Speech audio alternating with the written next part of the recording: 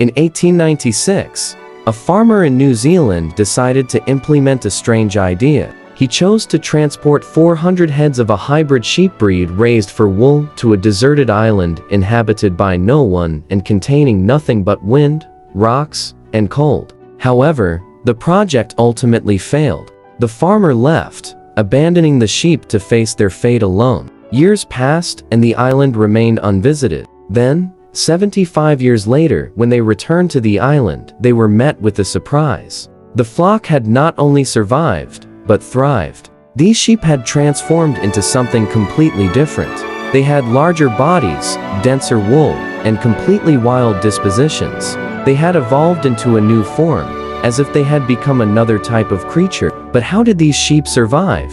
And how did they find an island? This is what we will learn about in today's video. But before we begin, support me with a like and subscribe to the channel, as this encourages me to continue. Campbell Island, located in the South Pacific Ocean, was discovered by an Australian captain in 1810 during a sealing voyage. Since the ship was owned by the Campbell brothers of Sydney, he simply decided to name it after them. Initially, the island was used for hunting sea lions and later for whalers as a base. In 1896, the island was included in the pastoral lease system, which allowed anyone to lease a piece of government land for livestock farming. James Gordon of Gisborne was the first to sign a lease agreement, shipping around 400 sheep and timber for buildings to the island. However, by 1900, the first project owner faced financial difficulties. Captain Tucker bought the lease and decided to expand the sheep farming operation.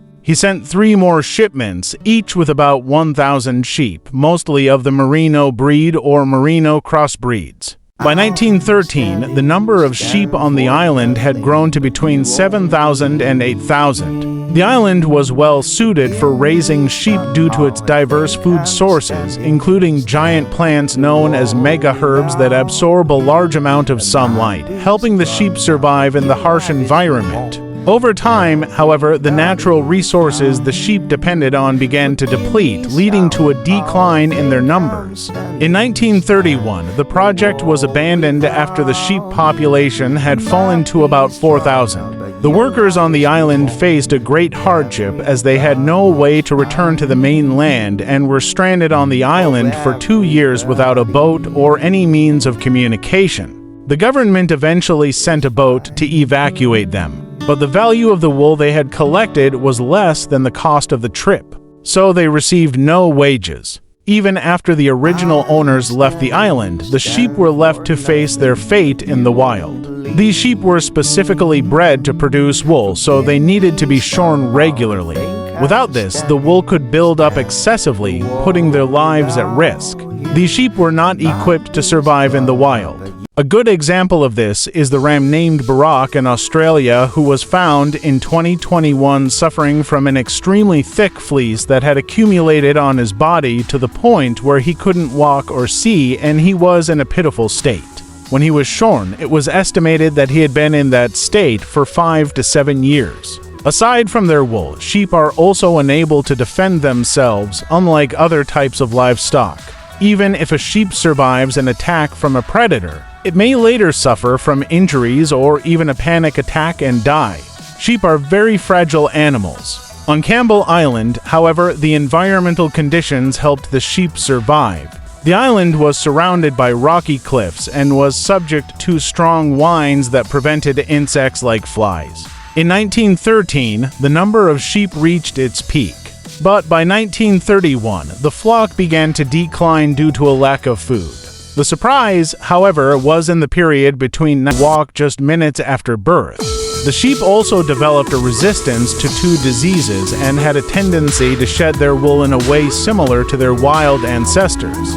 As for their daily activity, the sheep grazed for long hours from 4 a.m. to 11 p.m. regardless of the harsh weather. They would turn their backs to the strong winds and continued to eat. This method was essential for their survival and successfully secured their food. Over time, however, the government decided in 1937 to designate the island for the protection of its flora and fauna. In 1954, Campbell Island was declared a nature reserve and a judicial order was issued to remove the sheep. By 1958, a scientific study estimated the sheep population had fallen to fewer than 1,000. However, the numbers began to recover over time. To address this, a fence was built across the island and teams were appointed to cull large numbers of the sheep.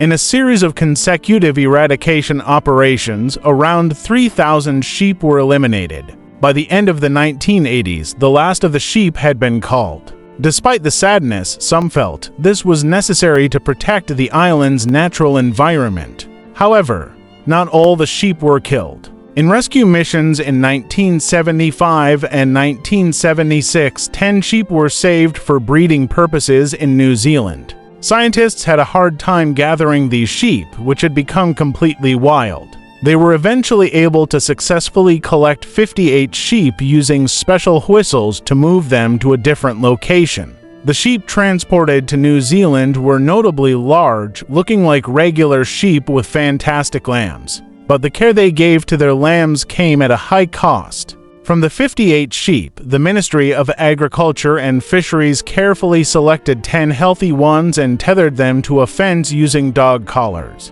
The scientists then carried the sheep themselves one by one across a hill that was about 1.2 miles away until they reached the ship. The sheep finally left the island and the lineage of this rare flock was preserved for a long time as a purebred herd. But in 2017, a strange event occurred when 5 rare sheep were stolen and butchered. As a result, the number of Campbell Island sheep dropped to just 30 individuals. The owner of the sheep was devastated, especially since these sheep were of great value due to their unique genetics. To make matters worse, some of the cull sheep were pregnant and were supposed to give birth just 2 weeks later. The owner believes the person who took them did it for the meat. As for the remaining sheep, they will continue to live and reproduce, preserving their unique lineage. However, if they had stayed on the island instead of being preserved in captivity, they could have evolved to become a completely new species, just as has happened with some other species throughout history. In conclusion, the evolution of species in isolated environments shows us how isolation can lead to major genetic changes. In the case of the Campbell Island sheep, this change was accelerated due to human intervention in preserving these species. In your opinion, if a group of animals were left on an isolated island for many years, do you think they would evolve to become new creatures? Let me know what you think in the comments. This brings us to the end of the video. Thank you for watching and we'll see you in the next.